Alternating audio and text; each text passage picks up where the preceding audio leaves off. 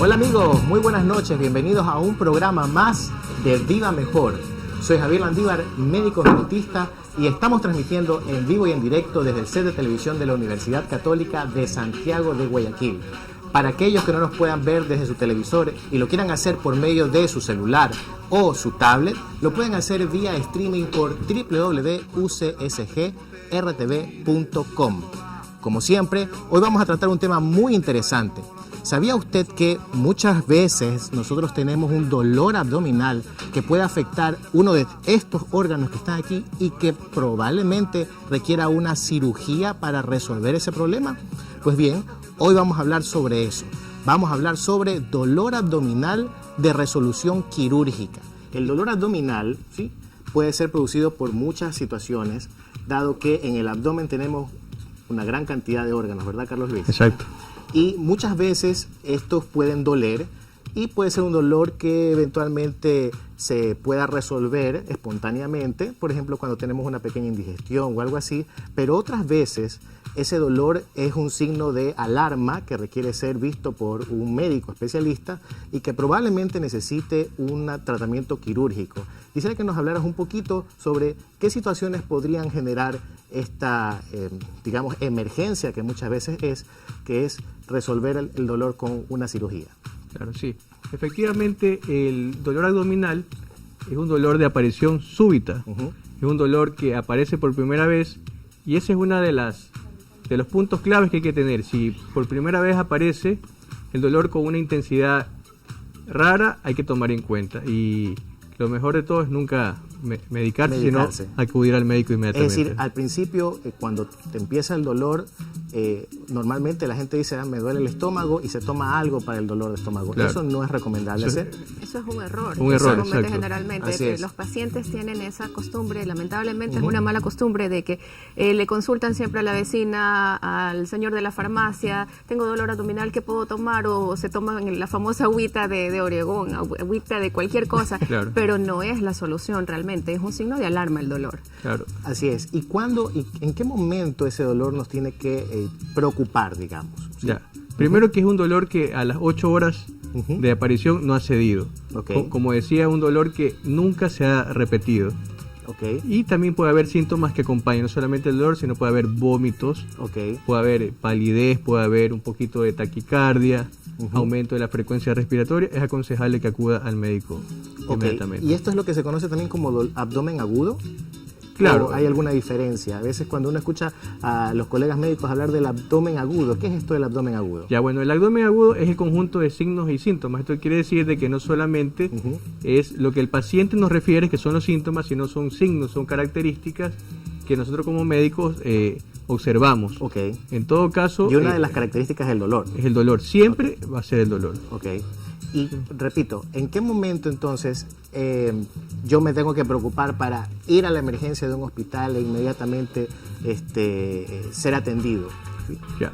Evidentemente, cuando el dolor no cede y cuando el dolor está acompañada de otras características, como decía, vómitos o estreñimiento, ya. O puede haber también palidez, sudoración. Okay. Y sobre todo cuando un dolor aparece primera vez con esas características, porque por ejemplo las mujeres ya conocen que tiene su dolor de tipo menstrual y ya saben que mes a mes le viene. Yo creo que eso es importante también. Sí, ¿verdad? Pero si es aparición súbita, debería ir al médico. Es decir, un dolor extraño, algo que nunca antes has sentido y de repente te pone mal en estado de salud. Ahora, ¿y qué órganos pueden ser susceptibles de tratamiento quirúrgico en este caso? ¿Qué puede provocarme este dolor abdominal y que eventualmente necesite una cirugía? Claro, en nuestro medio la causa más común de dolor abdominal de resolución quirúrgica es la apendicitis aguda. Okay.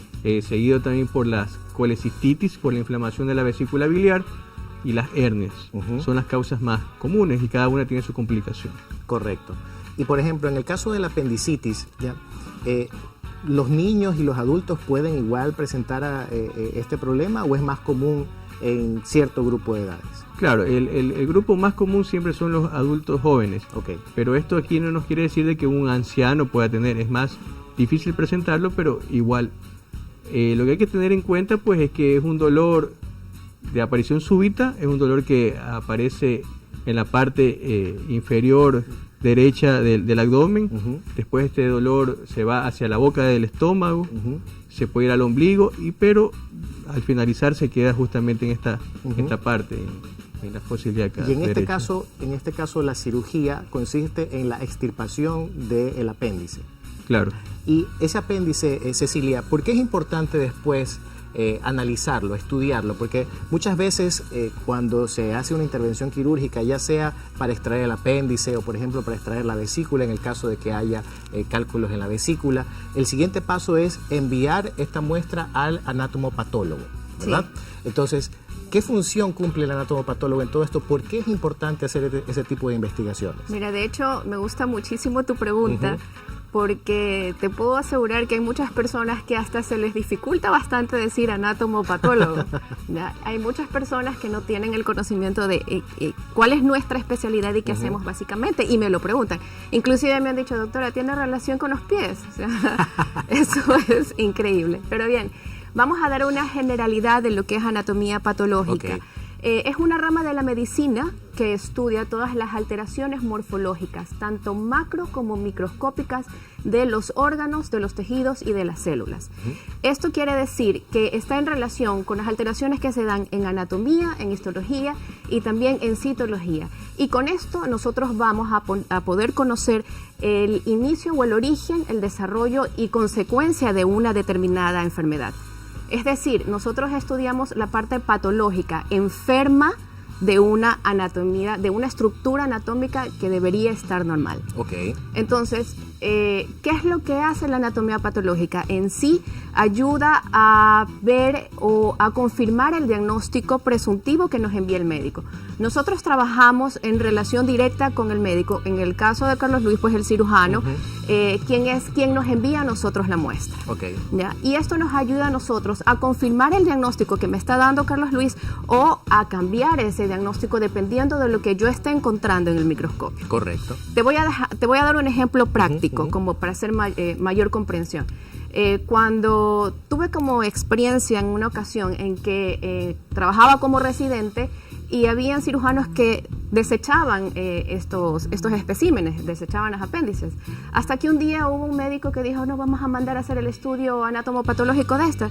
Y fíjate que como hallazgo, el diagnóstico fue un carcinoma metastásico, es decir, que ese paciente tenía un tumor en otro lado. En realidad tenía cáncer. Tenía cáncer y había hecho un punto de metástasis, o sea, se había diseminado hacia el apéndice.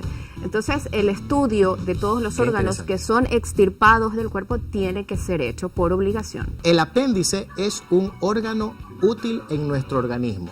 Bueno, ¿será cierto de que es útil o es inútil? Porque muchas veces he escuchado que no sirve para nada el apéndice. ¿Qué opina Cecilia?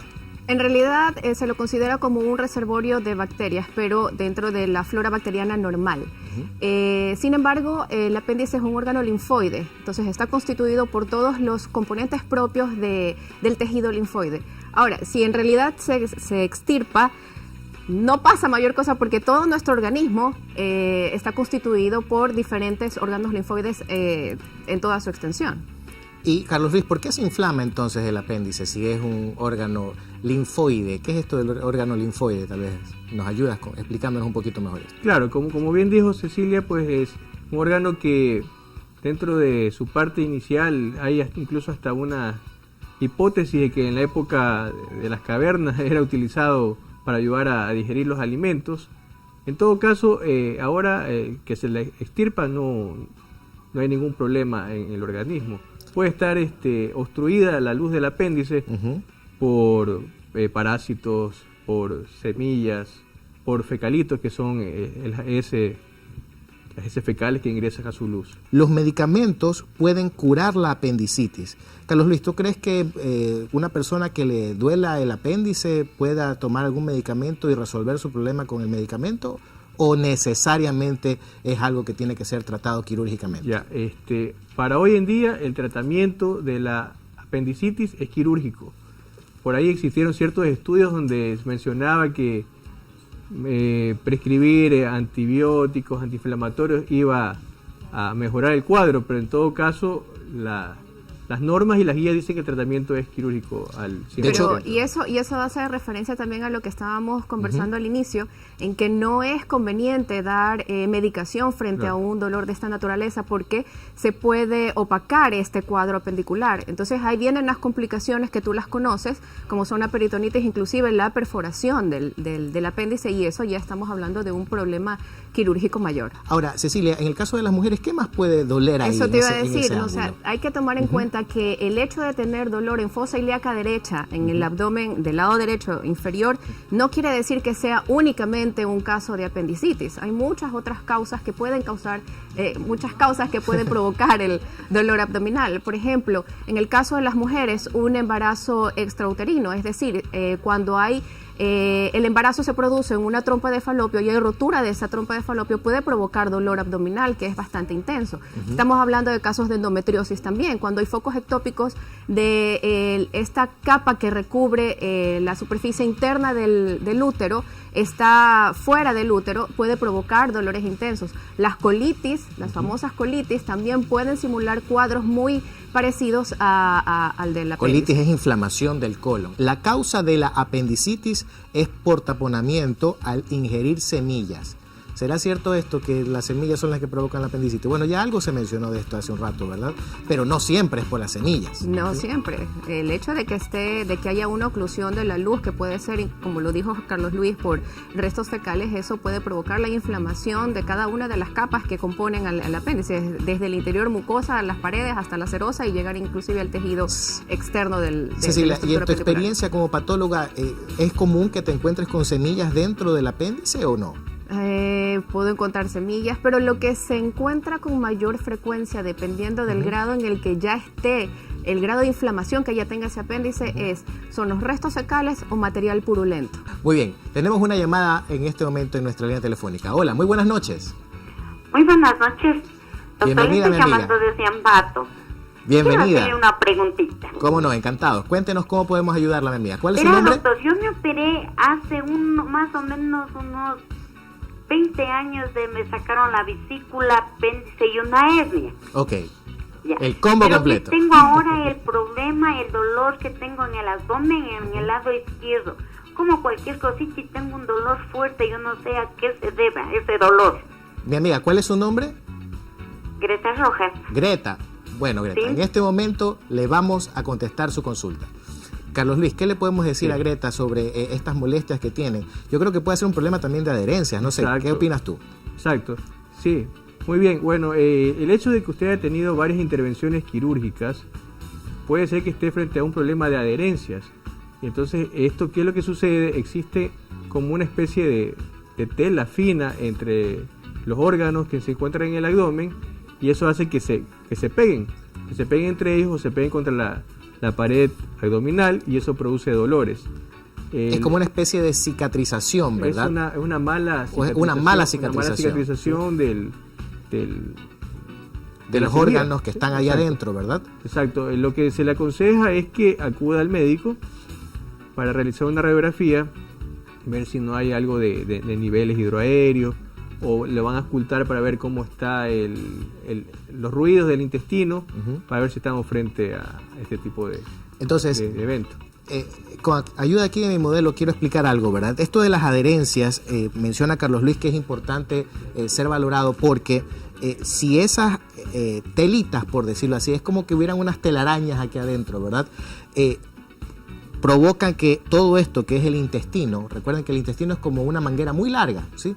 Si han visto que las mangueras a veces se acodan, se doblan, ¿ya? Entonces, si esas adherencias por ahí están provocando una obstrucción o una pseudoobstrucción, eso podría generar un problema importante que de hecho también podría llegar a ser de resolución quirúrgica. De ahí la importancia decirle a nuestra amiga que sea valorada por un médico y determine cuál es el origen de sus molestias, que probablemente por los antecedentes se trata de adherencias. Bien, tenemos otra llamada en nuestra línea telefónica. Hola, muy buenas noches.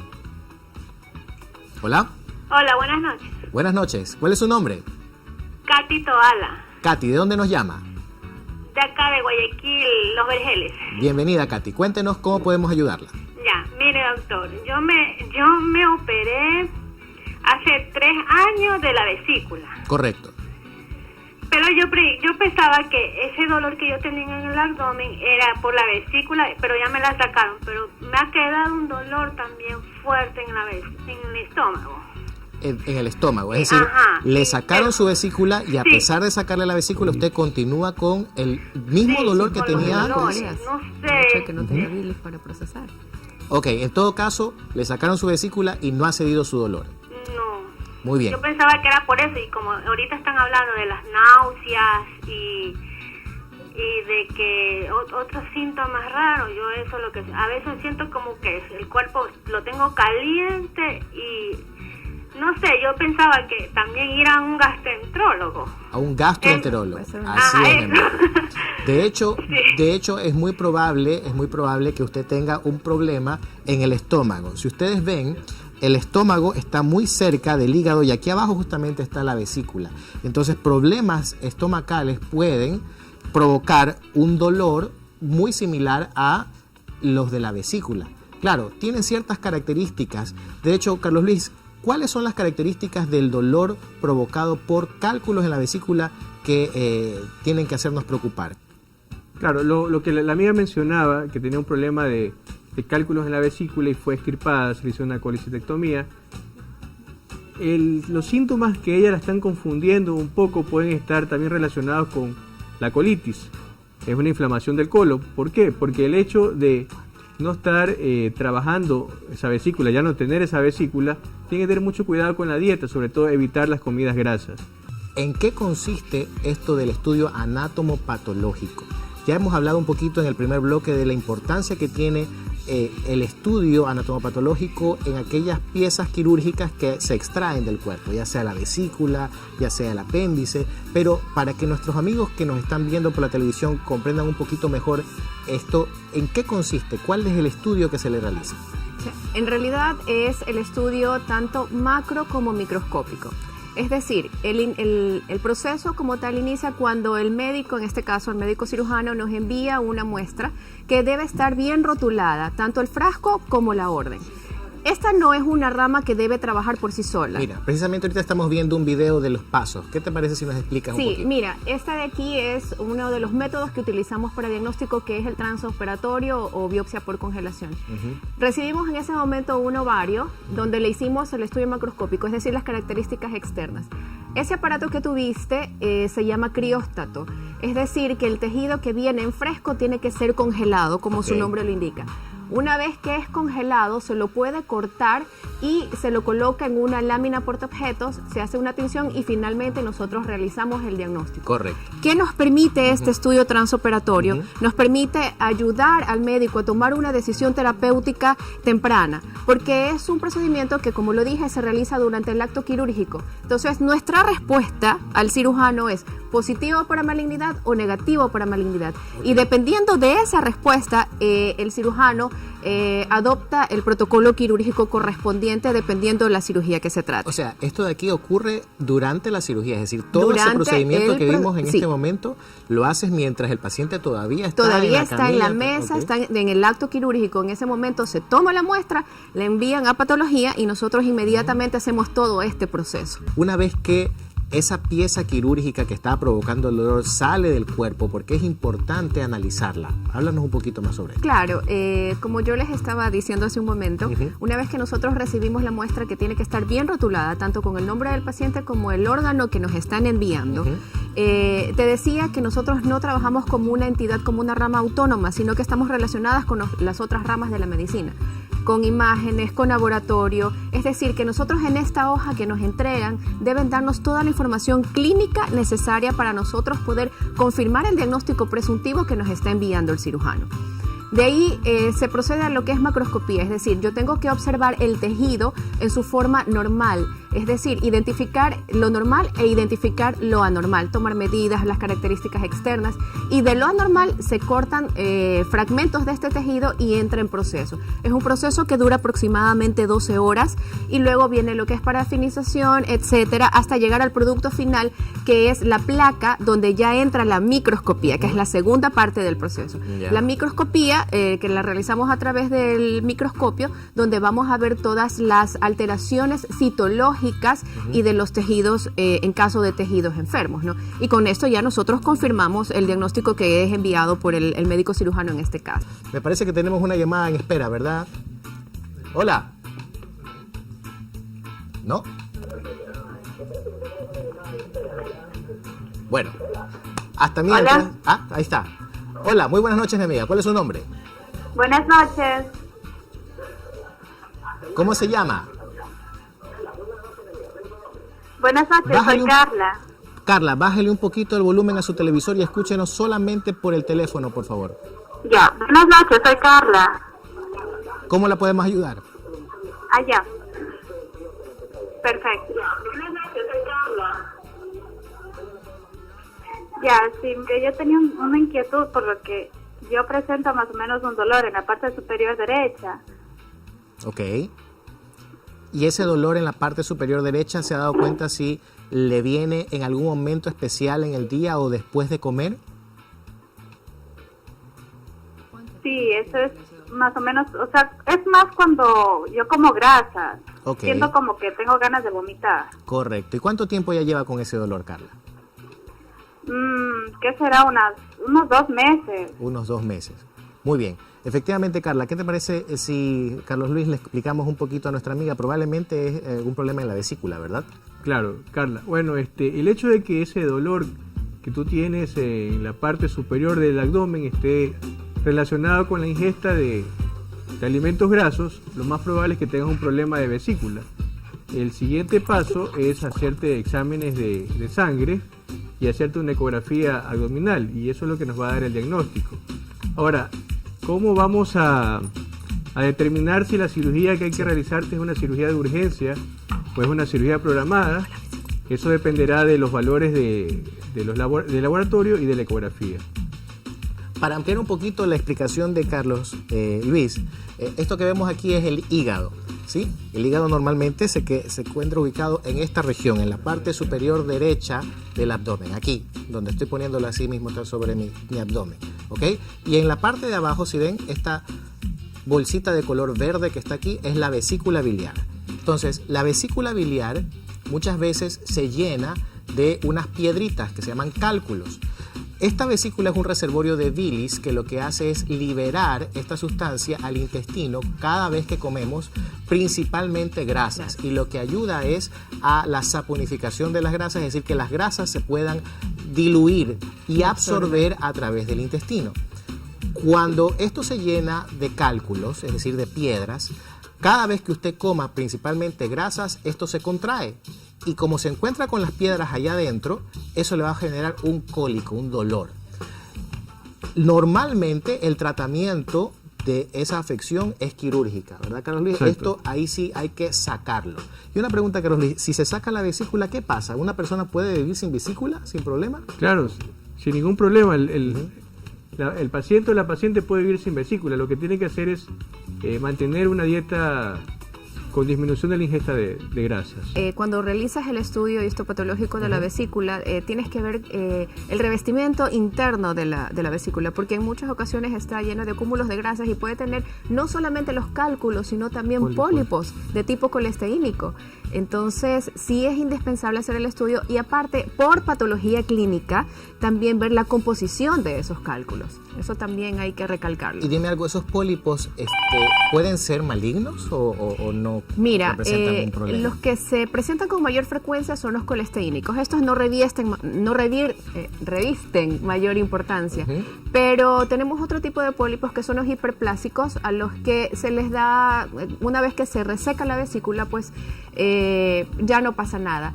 Pero hemos encontrado otro tipo de pólipos que son adenomatosos. Esos de ahí se los considera como lesiones premalignas. Ahora, en vesícula también hemos encontrado casos de neoplasias malignas, es decir, de cáncer. Y una vez que se encuentra eso en vesícula, obviamente el procedimiento o el tratamiento quirúrgico es distinto a un paciente que simplemente ha tenido cálculos. De ahí la importancia de los estudios anatomopatológicos, es decir, siempre hay que ir un poco más allá, no solamente extirpar la vesícula o extirpar el apéndice, sino y no también, pasa nada. exactamente. No. Hay que hacer el estudio. ¿Qué hay de por medio para que, si es necesario, llevar a cabo otro tipo de tratamientos?